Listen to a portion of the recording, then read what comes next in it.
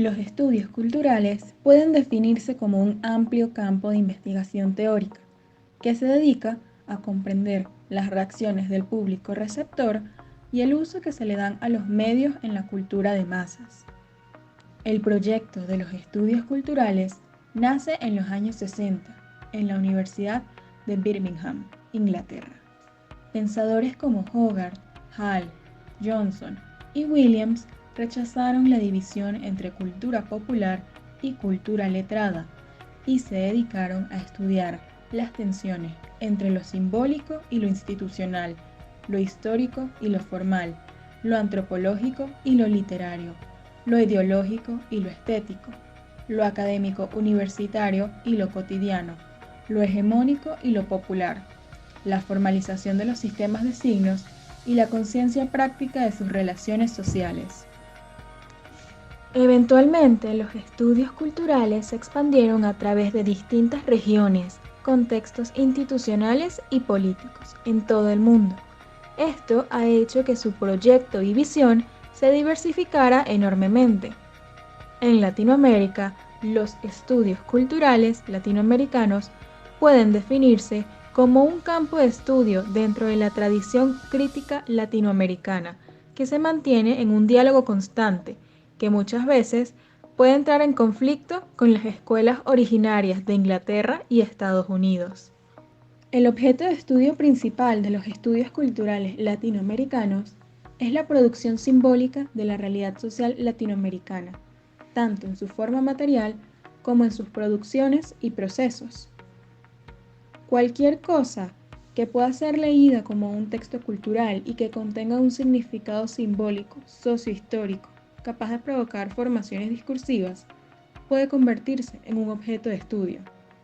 En este grupo podemos incluir el arte, la literatura, las leyes, los deportes, la música, el cine y la televisión, e incluso las actuaciones sociales y las estructuras del sentir. Sin embargo, este es un campo teórico que no se puede definir solamente en base a los temas que estudia, sino por el acercamiento metodológico y epistemológico a dichos temas. Los estudios culturales latinoamericanos crean su propio objeto de estudio en el proceso de investigación. Por eso mismo, representan un campo transdisciplinario. Dentro de los estudios culturales latinoamericanos, podemos destacar los planteamientos de tres autores: Jesús Martín Barbero, Néstor García Canclini y Renato Ortiz.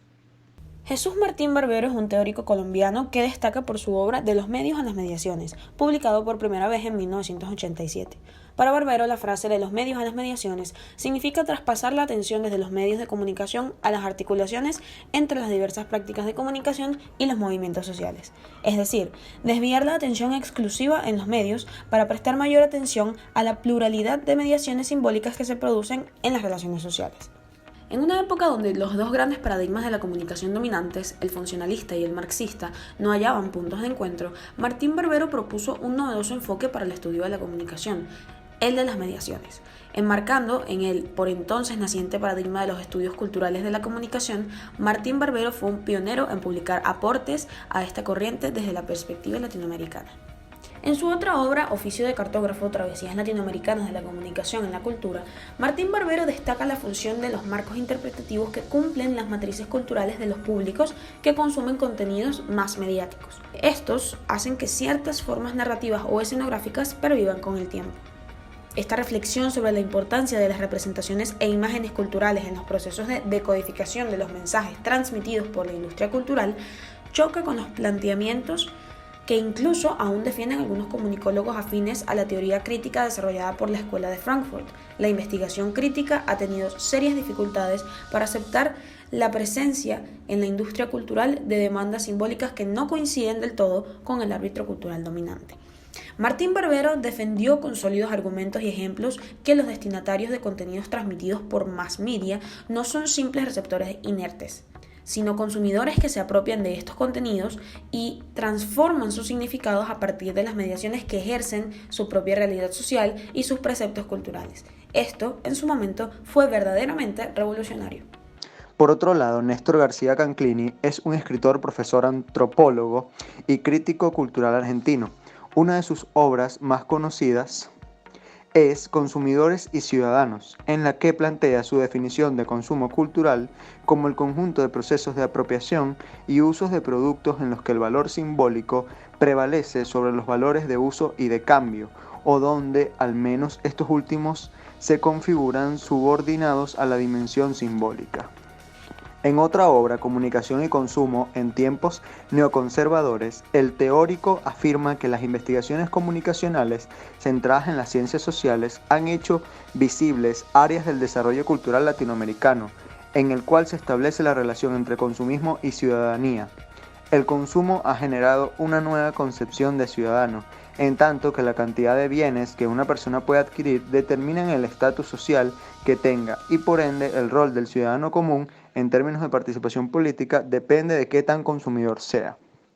Uno de los principales términos que ha acuñado este autor es el de hibridación cultural, el cual se define como un fenómeno que se materializa en escenarios multideterminados donde diversos sistemas se intersectan e interpenetran. En otras palabras, son mezclas en las que no solo se combinan elementos étnicos o religiosos, sino que se entrelazan con productos de las tecnologías avanzadas y con procesos sociales modernos o posmodernos. Un ejemplo de esto son los grupos musicales contemporáneos que mezclan o yuxtaponen corrientes globales como el pop con ritmos autóctonos o tradicionales. Renato Ortiz, un sociólogo brasileño, es otro gran exponente de los estudios culturales. Ortiz se dedicó a estudiar el proceso de mundialización de la cultura, el cual es un proceso que contiene reglas y modelos hegemónicos con la gran diferencia de que estos son mundiales y no globales. Es por ello que no se da una identidad global, ya no existe una cultura global y puede que tampoco se dé un gobierno global.